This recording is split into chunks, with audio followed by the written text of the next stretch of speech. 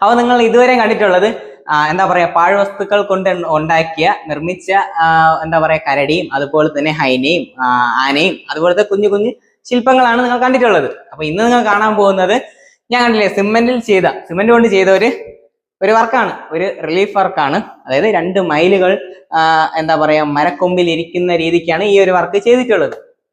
കാണുമ്പോൾ തന്നെ അറിയാം ഒരു കാടിന്റെ എന്താ പറയാ ബാക്ക്ഗ്രൗണ്ട് മൊത്തം കാടിന്റെ ഒരു ഫീലാണ് ഈ ഒരു വർക്കിന്റെ ബാക്ക്ഗ്രൗണ്ട് കാണുമ്പോൾ തന്നെ ഫീൽ ആവുന്നത്. അപ്പൊ അങ്ങനെയാണ് ചെയ്തെടുത്തിട്ടുള്ളത്.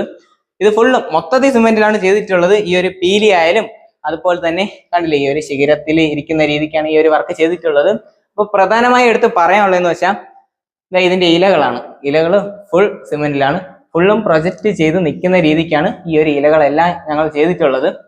അപ്പൊ ഈ ഒരു വർക്ക് ചെയ്യാൻ വേണ്ടി ഉപയോഗിച്ചിട്ടുള്ള കളർ എന്ന് പറയുന്നത് അക്രലിക് കളറാണ് ഈ ഒരു വർക്ക് ചെയ്യാൻ വേണ്ടി ഉപയോഗിച്ചിട്ടുള്ളത്. അപ്പൊ നമുക്ക് തന്നെ അറിയാം